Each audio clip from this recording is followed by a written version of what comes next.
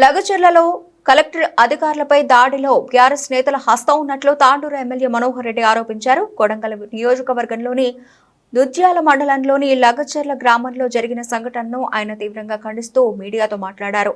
అధికారం పోయిందని ఆ దాడికి బీఆర్ఎస్ నేతలు కుట్ర పన్నారని ఆయన అన్నారు. సభ్య సమాజం తలదించుకునేలాగా వాళ్లు పాల్పడ్డారని ఆయన తెలిపారు. సభ్య సమాజమే తలదించుకోవాల్సిన విషయం. దీని వెంబడి ఎవరు నాకు అందరూ కూడా తెలుసు.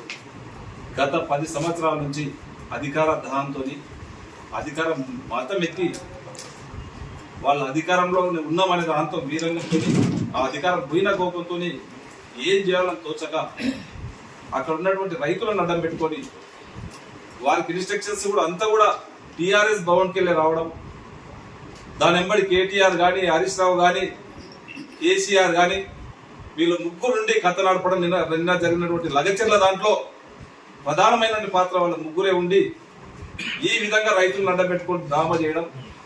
ఎందుకంటే గత 10 సంవత్సరాల నుంచి వికారాబాద్ జిల్లాకు వాళ్ళు చేసింది ఏం లేదు.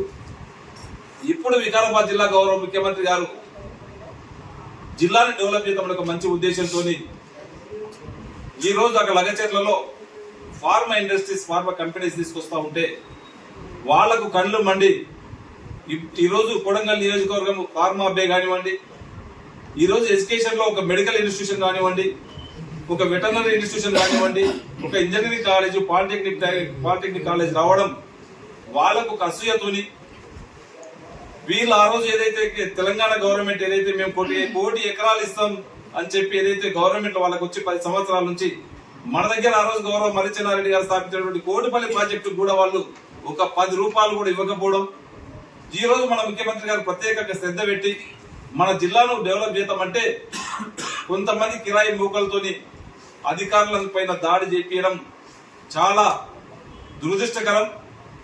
దీంట్లో ఎందుకంటే వాళ్ళ జనాలలో ఎక్కడ కూడా వాళ్ళని తీసేసిండ్రు.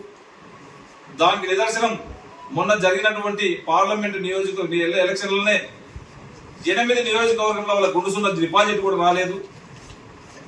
8 నియోజకవర్గాల్లో వాళ్ళకి 3rd ప్లేస్ వచ్చినటువంటి పరిస్థితి. వాళ్ళు ఆ విధంగా ఉంటే ఈరోజు మా స్థానం ఎక్కడ కోల్పోతున్నామో, మేము 2వ స్థానం ఎక్కడ కాంగ్రెస్ మేము ఉండాలి, పోటీ పడాలనే ఒక ఉద్దేశంతో వాళ్ళు ఇలాంటి చిల్లర ముక్కల పనులు చేస్తా ఉన్నారు. దీన్ని ఎక్కడ కూడా జనాలు సహించరు ఖచ్చితంగా. అక్కడ లగచర్లలో సురేష్ అనే వ్యక్తిని మొదలుపెట్టి వాళ్ళకి డబ్బులు కూడా దాదాపు 50 లక్షల నుంచి ₹1 కోటి వాళ్ళకి వెచ్చించి ఆ గ్రామం పైన వెచ్చించి నిన్న అధికారుల పైన దాడి చేయించారు. ఇది సభ్య సమాజం ఈ రోజు కూడైకొస్తున్నది. మిమ్మల్ని అందరూ కూడా తిరుగుతా ఉన్నారు.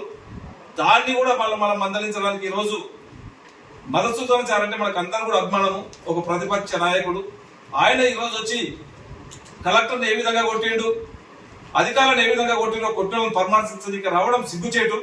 అది వాళ్ళ విజ్ఞతగా వదిలేస్తున్నాం. ఇంకా కూడా ప్రజలు మీకు ఇంత గుణపాఠం చెప్పినా మీకు ఇంకా అర్థమైతలేదు. ఎక్కడ కేటీఆర్ జైలుకు పోతున్నాడో దాన్ని ఇదంతా కూడా మసిమూసి మారడికాయ చేయాలా, కేటీఆర్ జైలుకు పోయేదాన్ని నేను సైడ్ ట్రాక్ పట్టియాలా, ఈ రోజు లగచర్లని మనం హైలైట్ చేయాలా. ఇక్కడ దీన్ని ఏదో మనము ఇబ్బంది పెట్టి దీన్ని ఇక్కడ ఏదో గడబడ జరుగుతుందని చెప్పి ఇక్కడ సృష్టించి ఆయన ఈ రోజు ఢిల్లీకి పోయి మళ్ళా బీజేపీ వాళ్ళ కాలు మొక్కడానికి కాళ్ళబేరానికి ఏదైతే పోయిండో ఈడ కూడా ఏదో ఒక సృష్టించడానికే ఈ రోజు పోవడం జరిగింది. ఇదంతా కూడా బీఆర్ఎస్ వాళ్ళు రేపో మాపో జైలుకు పోతా ఉన్నారు.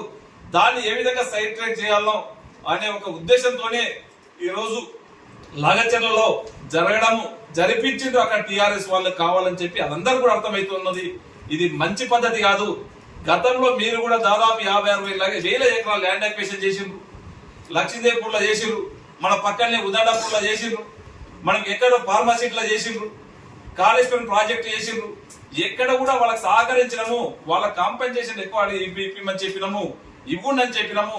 మీరు రైతుల పక్షాన ఉండండి, మాకు కూడా లగచర్ల రైతులు మాకు కూడా అభిమానమే, వాళ్ళ పక్షాన తప్పకుండా మేము నిలబడతాం. వాళ్ళకు అవసరమైన కాంపెన్సేషన్ ఇప్పిస్తాం, వారికి కావాల్సినటువంటి దాంట్లో ఉద్యోగాలు ఇప్పిస్తాము, వారికి ఇంకేమైనా మంచి వెసులుబాటు ఇచ్చే ప్రయత్నం చేస్తాం. కానీ అధికారుల పైన చేయి తీసుకోవడం అనేది మంచి పద్ధతి కాదు. కూడా బుద్ధి రాకపోతే రేపు రాబోయే కాలంలో తప్పకుండా జనాలు మీకు సిద్ధంగా ఇప్పటికే చెప్పింది ఇట్లా కూర్చోబెట్టిండ్రు, మీకు ఇక్కడ నూకలు కూడా చెల్లవు, ఇక మీ తెలంగాణలో మీ హస్తగతి కూడా మీ స్థిరత్వం కూడా ఉండదని చెప్పి కూడా తెలియజేసుకుంటుంది. మంచి పద్ధతి కాదు. దీన్ని తీవ్రంగా ఖండిస్తా ఉన్నాం. దీని వెంబడి కొంతమంది కాదు, 3 కేటీఆర్ కానీ హరీష్ రావు కానీ కేసీఆర్ కానీ ముగ్గురే ఉండి ఇక్కడ ఉన్నటువంటి కొంతమంది చూడమూట లీడర్లతో ఆ ఓడిపోయినటువంటి ఎక్కడ జిల్లా లీడర్లను ముందర పెట్టుకొని కథ నడిపిస్తున్నారు.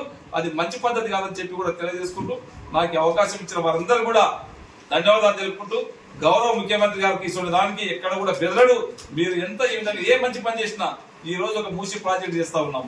దాని బట్టి కూడా చిల్లర పల్లర పడుకుంటూ ఎక్కడ డెవలప్ కాకుండా ఎక్కడ డెవలప్ అవుతుంటే దాన్ని అడ్డు తగలడానికి మీ పరిస్థితి మీ పని ఉంది. ఇది మంచి పద్ధతి కాదు. ప్రజలు చూస్తా ఉన్నారు. ప్రజలు మీకు అవసరం ఉన్నప్పుడు తప్పకుండా మీకు మళ్ళీ బుద్ధి చెప్పడానికి సిద్ధంగా ఉన్నారని చెప్పి కూడా తెలియజేస్తాను. Thank you.